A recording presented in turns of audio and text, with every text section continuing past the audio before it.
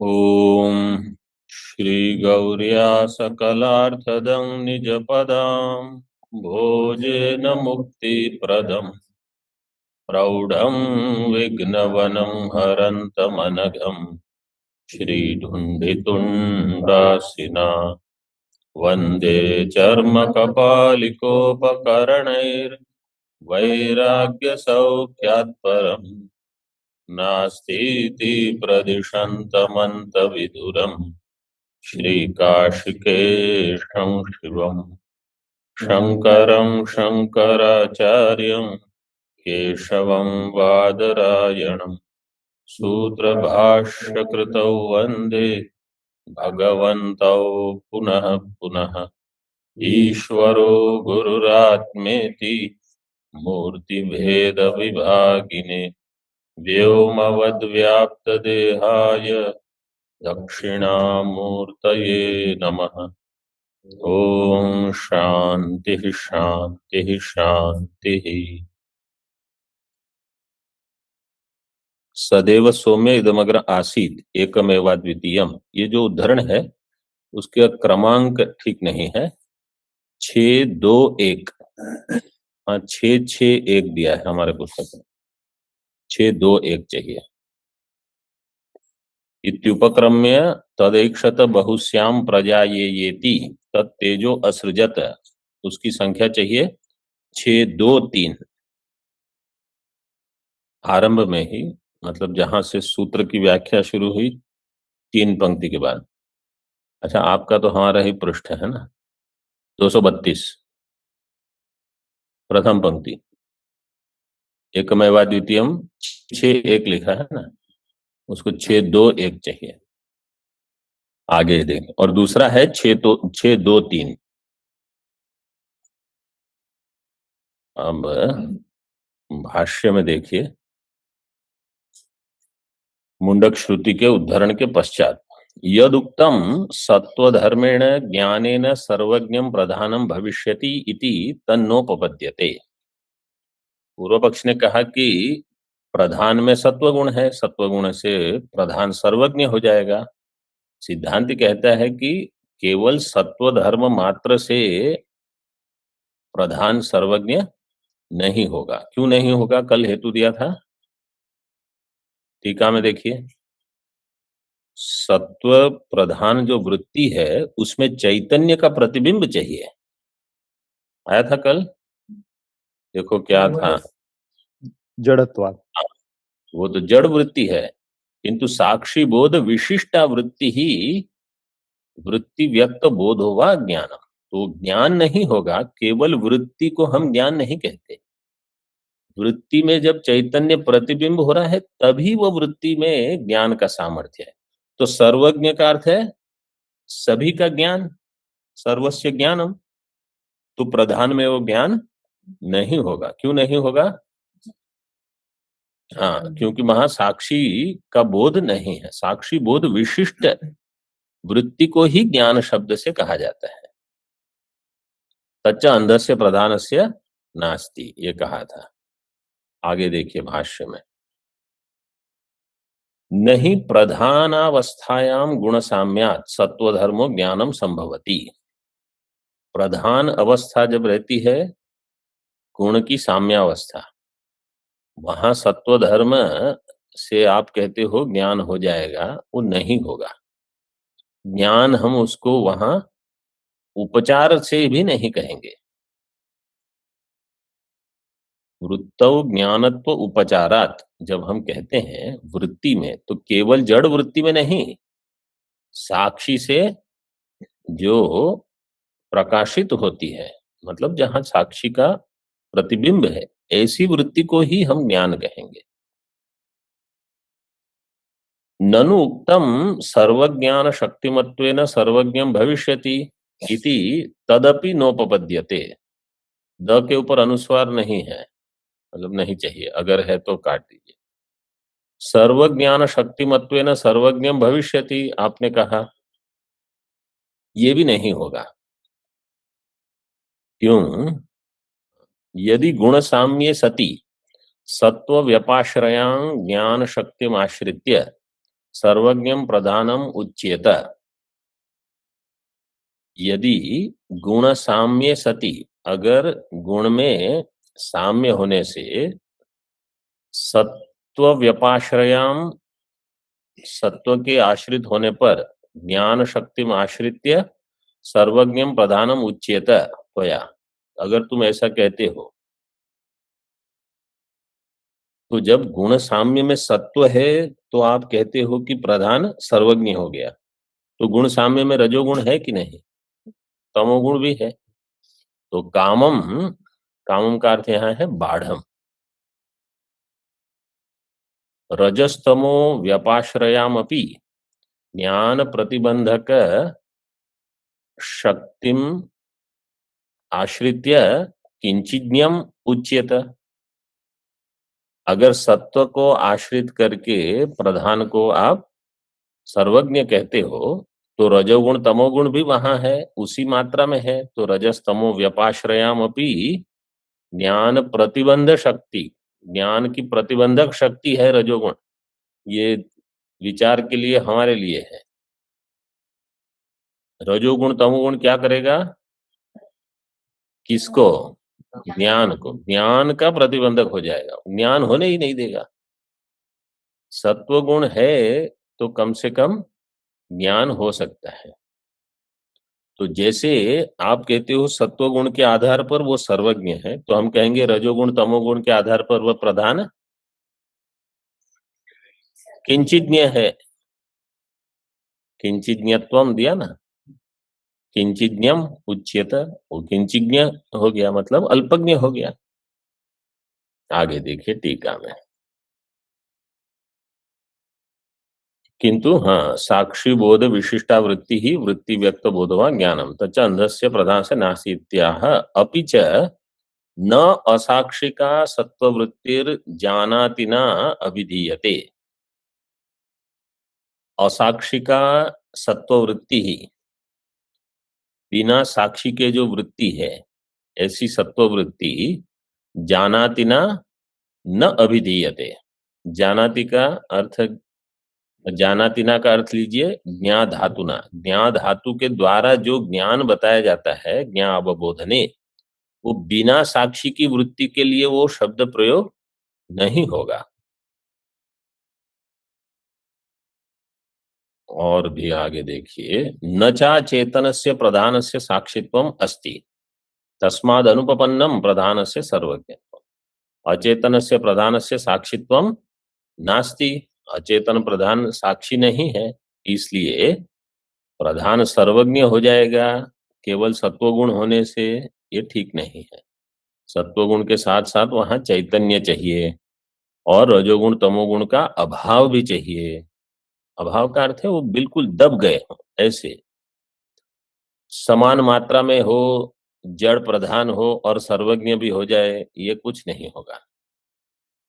और आपने दृष्टांत दिया था कि योगी जो है उनमें सत्व बढ़ने से वो सर्वज्ञ हो जाते हैं। देखिए टीका में, साक्षित्वम अस्ति येन उक्त ज्ञानवत्वम स्यात् इति शेषः।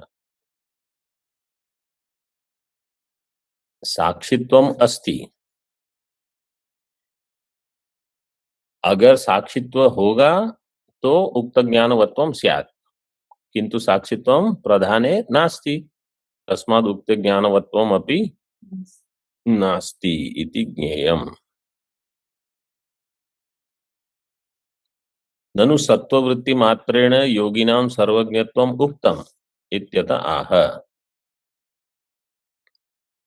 और जो योगी है वो सत्ववृत्ति से सर्वज्ञ हो जाते हैं, सत्ववृत्ति मात्रेण योगिनां सर्वज्ञत्वम, उसका उत्तर देते हैं योगिनांतु चेतनत्वात् सत्वोत्कर्ष निमित्तम सर्वज्ञत्वम उपपन्नम इति अनुदाहरणम।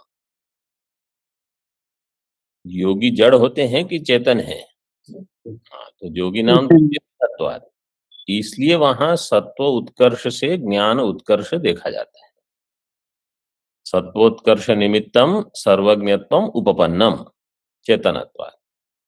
तो आपने प्रधान के लिए दे दिया कि सत्व उत्कर्ष होने से वो भी सर्वज्ञ हो जाएगा, इति अनुदाहरणम, ये उदाहरण है ही नहीं इसका, क्योंकि आप जड़ में बता रहे हो इसको।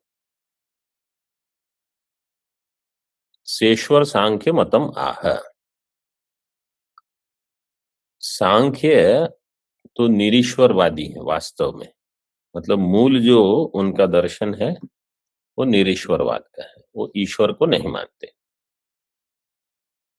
लेकिन कुछ सांख्य वाले बाद में ईश्वर को स्वीकार करते थे, इस प्रकार से आप उसको वहां सेश्वर सांख्य मान सकते हो। अथवा योग दर्शन जो है उनका सिद्धांत सांख्य का है, तो उनको भी आप सेश्वर सांख्य इस प्रकार से ले सकते हो। दोनों प्रकार से वो शब्द व्यवहार होता है, सेश्वर सांख्य।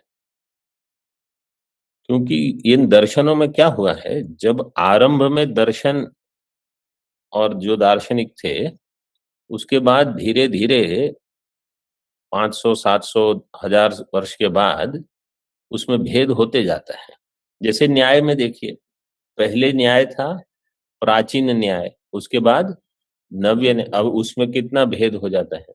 यहाँ वो मानते हैं, वो नहीं मानते, और फिर अन्य अन्य कोई नैयायिक होंगे, वो इसको नहीं मानेंगे, उसको नहीं मानेंगे। मीमांसक में भी देखिए 3 भेद हो गए। भाट्ट मत तो मुख्य रहा, प्राभाकर मत भी है, उनमें भेद है विचार में, और मुरारी मिश्र है, वो भी कुछ अन्य मानते हैं। इसी प्रकार सांख्य में भी जो पूर्व में मुख्य मत था वहां तो ईश्वर नहीं मानते थे, लेकिन यहाँ इसलिए टीकाकार ने कह दिया सेश्वर सांख्य मत को लेकर विचार कर। अथवा आप कह सकते हो जो योग दर्शन है वही, ज्यादा कुछ भेद तो है नहीं वहां।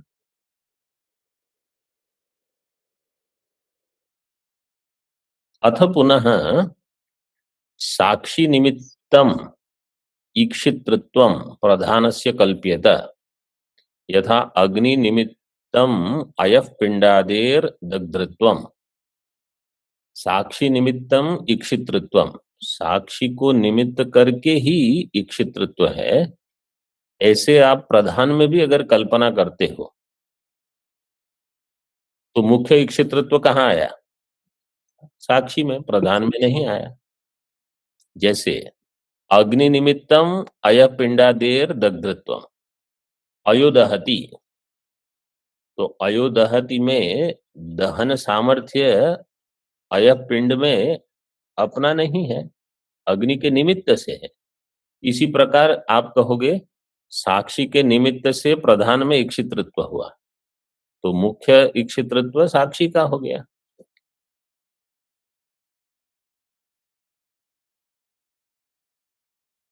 तथा सती यन्निमित्तम ईक्षितृत्वम प्रधानस्य तदेव सर्वज्ञम मुख्यम ब्रह्म जगतः कारणम इति युक्तम। तो जिसके निमित्त से प्रधान का ईक्षितृत्व है, यन्निमित्तम प्रधानस्य ईक्षितृत्वम तदेव सर्वज्ञम, वही सर्वज्ञ होगा, वही मुख्य गिना जाएगा, ईक्षण करता। तो मुख्यम ब्रह्म जगतः कारणम, वही जगत का कारण होगा, इति युक्तम, यही ठीक है।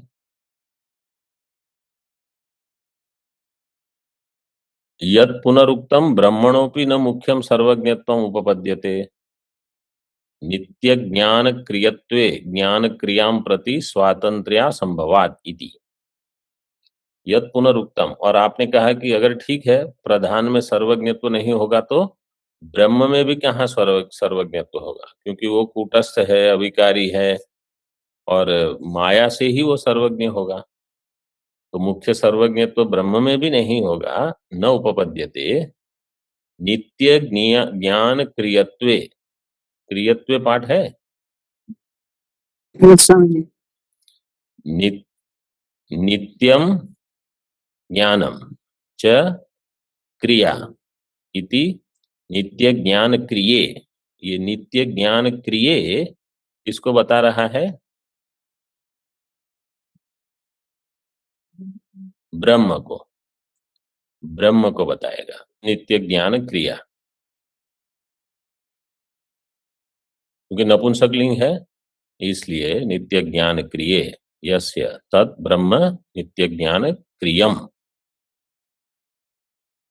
तो नित्य ज्ञान क्रियत्वे ब्रह्मणः, अन्वय ऐसे होगा, ब्रह्मणो जो दिया है पहले, ब्रह्मणः नित्य ज्ञान क्रियत्वे ज्ञान क्रियाम प्रति स्वातंत्र्या संभवात, ज्ञान क्रिया के प्रति स्वातंत्र्य असंभवात, स्वातंत्र्य नहीं रहेगा।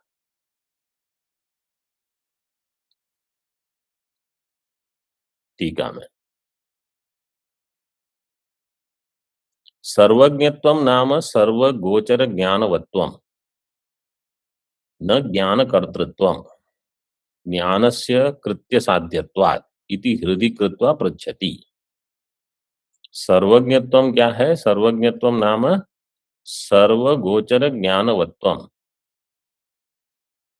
सर्वगोचर ज्ञानवत्वम न ज्ञान कर्तृत्वम, वो ज्ञान का कर्ता नहीं है।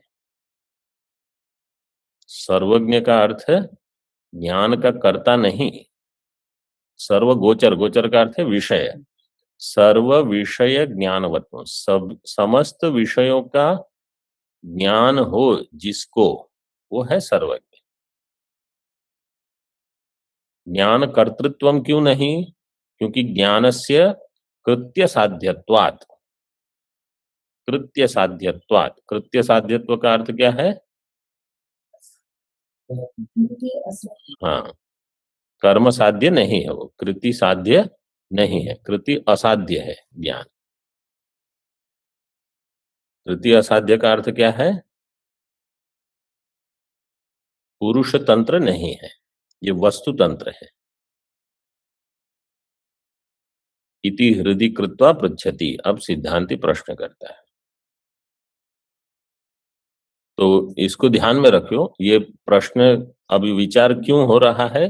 भाष्य की जो पूर्व पंक्ति है यत पुनरुक्तम, उसके साथ इसको जोड़ना है कि ब्रह्म में भी मुख्य सर्वज्ञत्व नहीं होगा, ज्ञान क्रिया के प्रति स्वातंत्र्य नहीं होगा।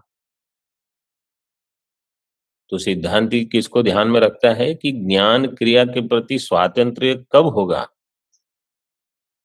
जब वो पुरुष तंत्र है।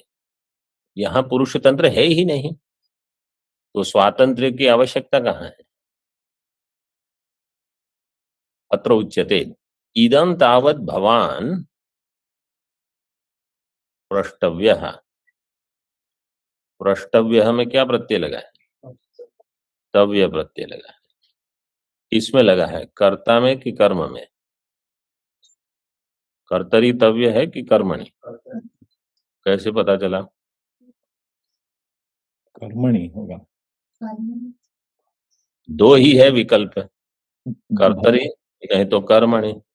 कर्तरी में मैं प्रश्न करूंगा तो कर्मणि, कर्मणि में मैं प्रश्न करूंगा तो कर्तरी। कितना सरल है। भवान प्रष्टव्य है इसलिए कर्मणि होना चाहिए। भवान है इसलिए कर्मणि प्रयोग। इदं तावत् भवान प्रष्टव्यः, तो कर्ता कौन है इसमें? भगवता, मया भगवता, भगवान स्वयं। मतलब मया, मया प्रष्टव्य, अस्माभिः प्रष्टव्य, हमारे द्वारा भवान प्रष्टव्यः।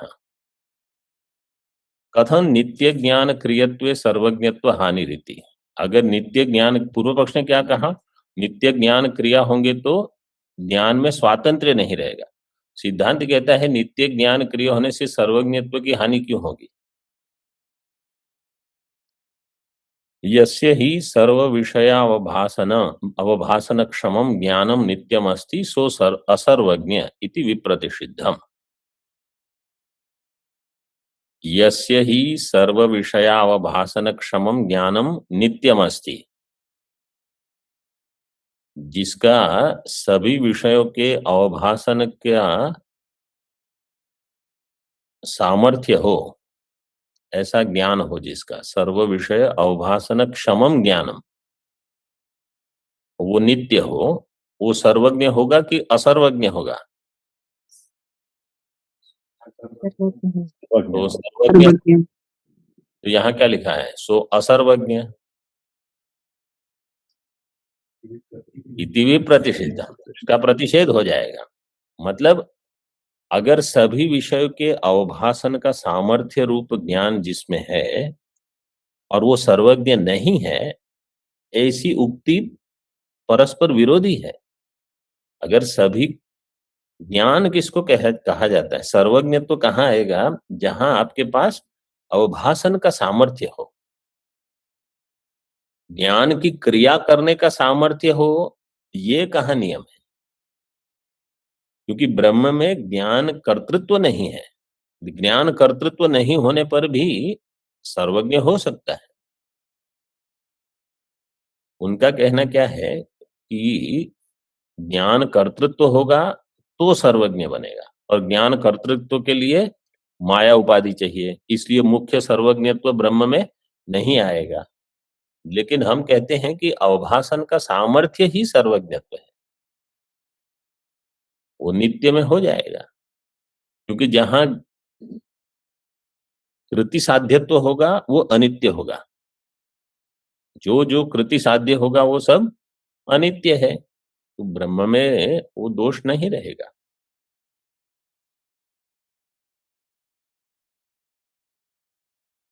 जो अनित्य होगा वो कैसे होगा? अनित्यत्वे ही ज्ञानस्य कदाचित जानाति कदाचित न जानाति इति असर्वज्ञत्वम अपि स्यात्।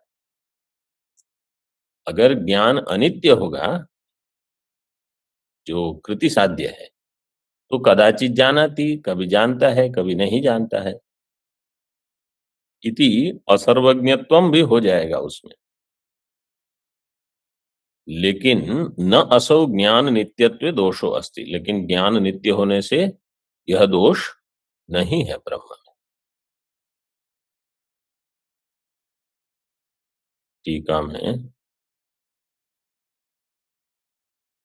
सर्वं जानाति इति शब्दासाधुत्वं शंकते। सर्वं जानाति ये शब्द का असाधुत्व है। मतलब पूर्व पक्षी सर्वम जानाति इति सर्वज्ञ है, तो वहां शब्द का असाधुत्व है, उसकी शंका करते हैं। मतलब सिद्धांती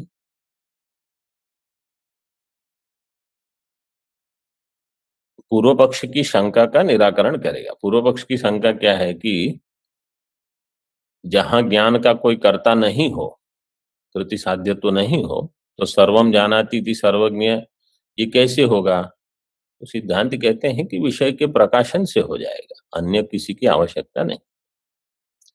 नित्यस्यापि ज्ञानस्य, टीका में, नित्यस्यापि ज्ञानस्य तत्तदर्थोपहितत्वेन ब्रह्म स्वरूपात् भेदं कल्पयित्वा कार्यत्वोपचारात् ब्रह्मणः तत्कर्तृत्व व्यपदेशः साधुः इति सदृष्टान्तम् आह। नित्यस्यापि ज्ञानस्य, ज्ञान नित्य है, फिर भी तत्तद अर्थ उपहितत्वेन, अर्थ का अर्थ है विषय, तत्तद विषय से उपहित होकर, उपहितत्वेन ब्रह्म स्वरूपात भेदम कल्पयित्वा, ब्रह्म स्वरूप से उपाधि का भेद कल्पित मान करके कार्यत्व उपचारात, ऐसा करके ब्रह्मणः तत्कर्तृत्व व्यपदेशः साधु, ब्रह्म में ज्ञान क्रिया रूप से हो जाता है, ऐसे व्यपदेश हो जाएगा। इति सदृष्टान्तम आह। मतलब मुख्य तो ब्रह्म नित्य ज्ञान स्वरूप है। इसको व्याकरण की दृष्टि से हम जब समझते हैं तो कैसे कहेंगे? सर्वंच असौ ज्ञश्च इति सर्वज्ञ। सर्वज्ञ में हम कर्मधारय समास कर लेंगे। सर्वम जानाति इति सर्वज्ञ, तो घटम जानाति पटम जानाति, इस प्रकार से प्रत्येक वस्तु को जानता है, ये आवश्यक नहीं है विशिष्ट रूपेण। हालांकि जानता है परमात्मा, लेकिन वो मुख्य व्युत्पत्ति नहीं होगी सर्वज्ञ की। अभी दृष्टांत देते हैं उसमें। जैसे सूर्य, सूर्य अगर प्रकाशन करता है सभी का, तो प्रकाशन करने का शब्द व्यवहार तब होगा जब कभी वो प्रकाशन नहीं करता और कभी प्रकाशन करता है। जो हमेशा ही प्रकाशन करता है, उसमें प्रकाशन कर रहा है ये शब्द व्यवहार ही नहीं होगा। जैसे पर्वताः तिष्ठन्ति, तो तिष्ठन्ति शब्द आप कब प्रयोग करोगे? पहले कुछ और करते थे, अब वो खड़े हैं, गति निवृत्त हो। तो पहले गति थी, अब निवृत्त हुई, ऐसा है ही नहीं। वो सर्वदा उसी परिस्थिति में है। वो दृष्टांत देते हैं। स्वातंत्र्य व्यपदेशो नोपपद्यते इति चेत न प्रततौष्ण्य प्रकाशेपि सवितरी दहति प्रकाशयति इति स्वातंत्र्य व्यपदेश दर्शनात्। प्रतत, प्रतत इसमें धातु क्या है? ऑनलाइन वाले तनु विस्तारे त प्रत्यय उपसर्ग। तनु विस्तारे में निष्ठा प्रत्यय किया। फिर नकार कहाँ गया? अनुनासिकस्य अनुदात्तोपदेश वनति तनोत्यादीनाम अनुनासिक लोपो झलिंकिति। तो प्रतत जैसे संतत अथवा सतत, सतत शब्द में भी ऐसे, वो टीका में वो शब्द दिया है प्रतत का अर्थ करके।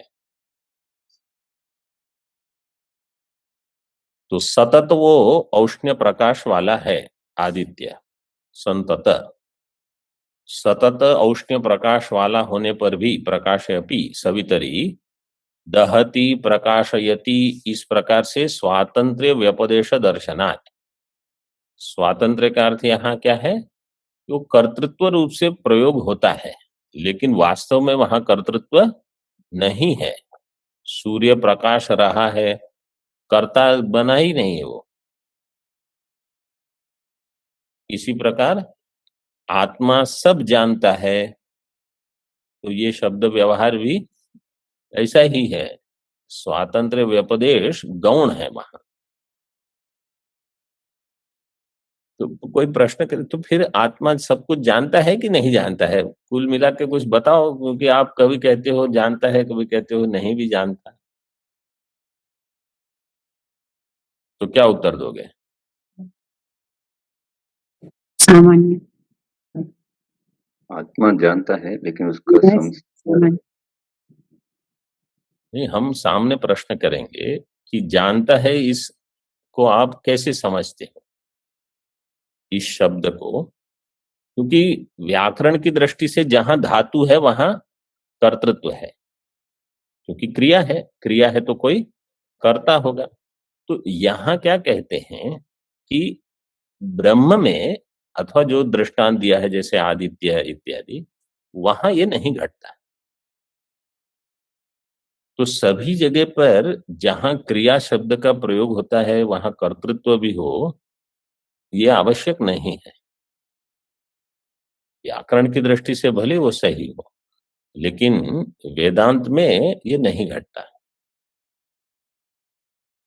तो इसलिए दहती, तो दहन क्रिया का कर्ता होगा।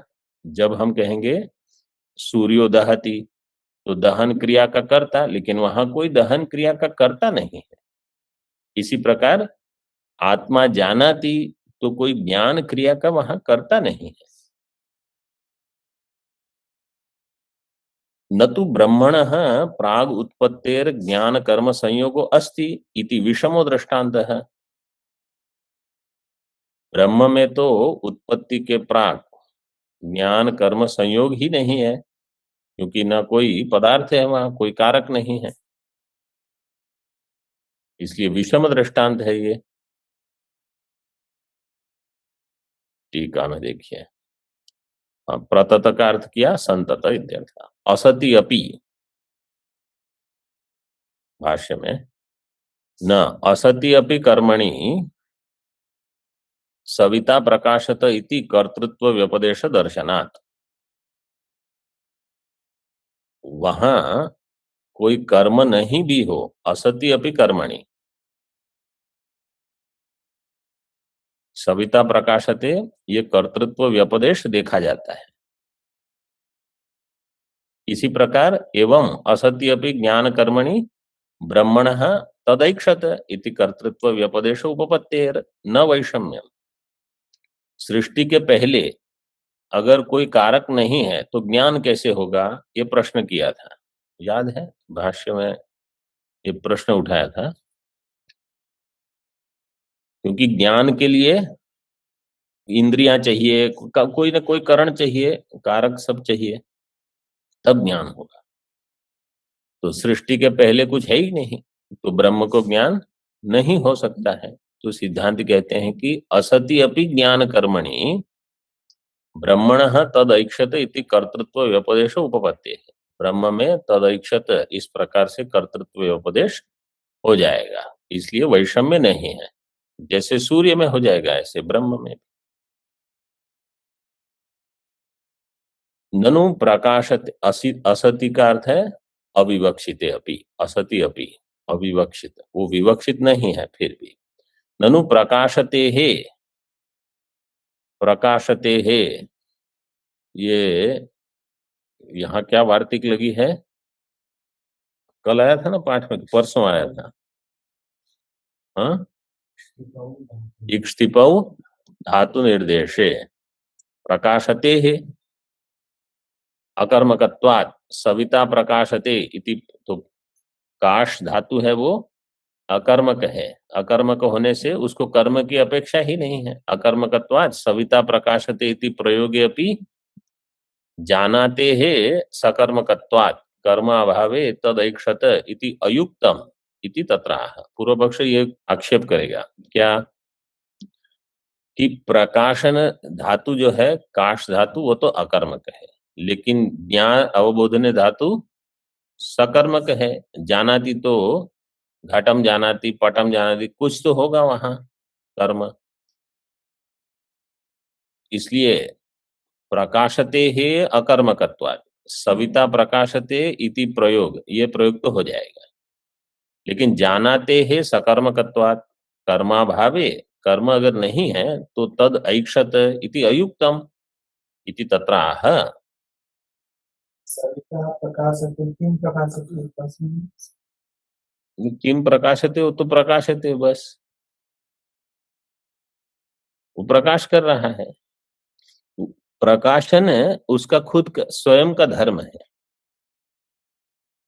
जैसे अग्नि, तो कोई विषय हो चाहे ना हो, वो प्रकाशन तो करेगा ही, उसको कोई विषय की अपेक्षा नहीं, इसलिए वो अकर्मक कहा जाता है। जहां विषय की अपेक्षा हो, जिसके बिना वाक्य पूरा नहीं होगा, तो सकर्मक हो जाता है।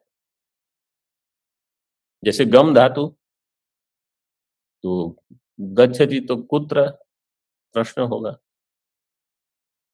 कर्मापेक्षायाम तु ब्रह्मणि ईक्षितृत्व श्रुतयः सुतराम उपपन्ना। कर्म की अपेक्षा से तो ब्रह्मणि ईक्षितृत्व श्रुतय, ब्रह्म में ये ईक्षितृत्व की श्रुतियां जो है वो तो बिल्कुल ही ठीक हो जाएगी, मतलब बिल्कुल घट जाएगी अगर कर्म की अपेक्षा करोगे तो। लेकिन बिना कर्म के भी ये ईक्षितृत्व की श्रुति हम घटा रहे हैं, कि कर्म की अपेक्षा नहीं है।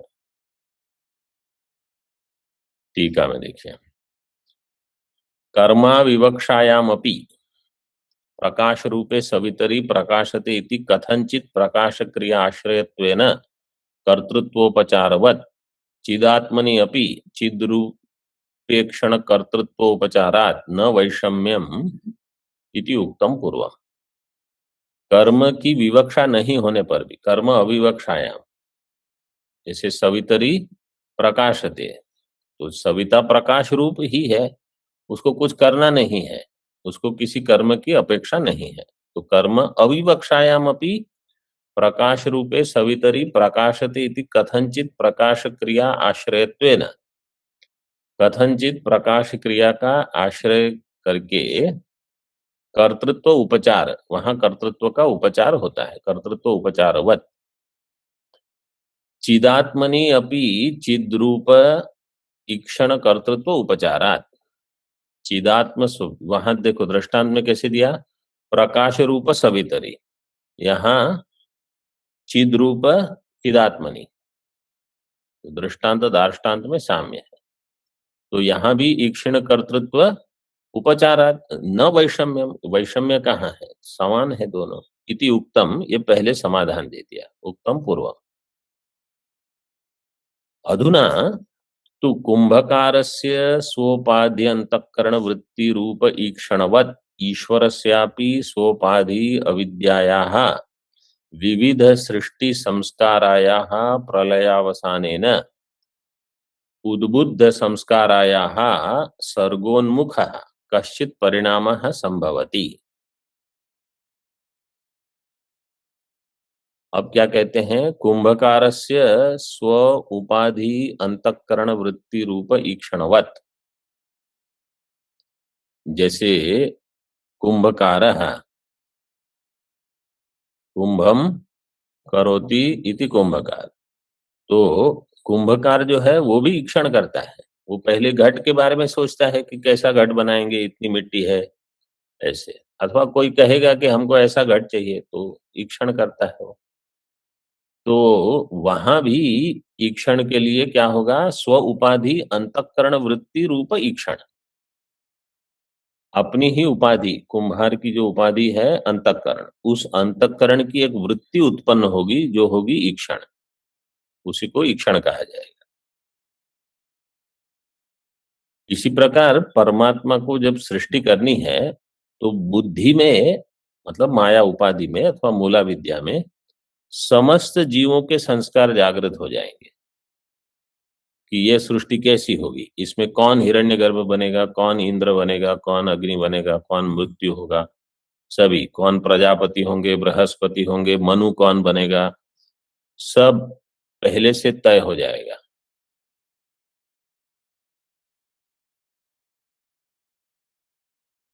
स्व उपाधि अंतःकरण वृत्ति रूप ईक्षणवत् ईश्वरस्यापि, ईश्वर की उपाधि क्या है, स्व उपाधि अविद्यायाः विविध सृष्टि संस्कारायाः प्रलय अवसानेन, विविध प्रकार की सृष्टि जिसका अवसान होगा प्रलय तक, मतलब वहां तक ये चलेगी, यहां तक की सृष्टि के लिए सारे उद्बुद्ध संस्कार हो जाएंगे, सभी संस्कार परमात्मा की जो उपाधि है मूला विद्या वहां उत्पन्न होंगे। उद्बुद्ध संस्कारायाः फिर सर्गोन्मुखः कश्चित् परिणामः संभवति, सृष्टि, सर्ग का अर्थ है सृष्टि, सृष्टि के उन्मुख कश्चित् परिणाम, फिर उसमें जो परिणाम होगा, जैसे वहां कहा तस्म यस सर्वज्ञ सर्वविद यस्य ज्ञानमयम तपः, तो ये ज्ञानमय तप हो गया कि पूर्व सृष्टि में कैसे हुआ था और सभी के विविध सृष्टि के संस्कार सब उद्बुद्ध होके, फिर तस्मादेतत् ब्रह्म नाम रूपम अन्नम च जायते, तो उससे ब्रह्म, इसका अर्थ है कार्य ब्रह्म, और बाकी समस्त की सृष्टि हो जाएगी, ये परिणाम संभवती, मतलब परिणाम ब्रह्म में नहीं होगा, परिणाम होगा अविद्या में, लेकिन वो उपाधि है इसलिए ऐसा लगता है कि जैसे चैत्रो गच्छति, तो चैत्र की उपाधि जा रही है, आत्मा नहीं, लेकिन व्यवहार कैसे होगा, चैत्रो गच्छति। तो इसी प्रकार से ब्रह्म परिणमते, उपाधि से ही होगा। अतः तस्यां सूक्ष्म रूपेण निलीन सर्व कार्य विषयकम ईक्षणम तस्य कार्यत्वात् कर्म सद्भावात् च तत्कर्तृत्वम मुख्यम इति द्योतयति। अब यहाँ बताते हैं कि कर्तृत्व मुख्य भी हो सकता है, जैसे अविद्या उपाधि से, अविद्या कौन सी अविद्या है, ये मूला विद्या, हाँ, ये हमेशा घट की अविद्या से ब्रह्म सृष्टि नहीं करता। अथवा माया शब्द प्रयोग कर लीजिए, आपको सरल हो जाएगा। अथ तस्याम सूक्ष्म रूपेण, तस्याम अवस्थायाम, उस अवस्था में सूक्ष्म रूप से निलीन सर्व कार्य विषयकम ईक्षणम, जहां सभी कार्य लीन है, निलीन है, तद विषयकम ईक्षणम होगा। तस्य कार्यत्वात् कर्म सद्भावात, और उस समय उसका कार्य का अर्थ है परिणाम, उसका परिणाम होकर सृष्टि बनती है। तो वहां कर्म है, वहां कर्म क्या है? ये सब संस्कार आदि, पूर्व सृष्टि, सूर्या चंद्रमसौ धाता यथा पूर्वम अकल्पयत, जैसे पूर्व सृष्टि में सब था वो समस्त आ जाता है बुद्धि में। इसकी अपेक्षा से अब तत्कर्तृत्व मुख्यम, अब कर्तृत्व कैसा हो गया? मुख्यम इति द्योतयति। तो पहले कैसे समाधान दिया? कर्तृत्व गौण है, वो केवल उपचार मात्र से। और अब समाधान कैसे दे रहे हैं? कर्तृत्व को भी मुख्य ले लो, लेकिन कैसे मुख्य? जैसे हमने दृष्टांत दिया, चैत्रो गच्छति में केवल उपाधि में ही गमन क्रिया, इसी प्रकार ब्रह्म में कर्तृत्व का अर्थ है उपाधि में ही कर्तृत्व, लेकिन ब्रह्म की सन्निधि के बिना नहीं। तो सुतराम यहां तक हो गया। नीलीन का अर्थ है लीन है, निशेषण, सभी बिल्कुल लीन है, ऐसे कुछ छोड़े बिना। सुतराम उपपन्ना। ओम पूर्णमदः पूर्णमिदं पूर्णात् पूर्णमुदच्यते पूर्णस्य पूर्णमादाय पूर्णमेवावशिष्यते। ओम शांति शांति शांति।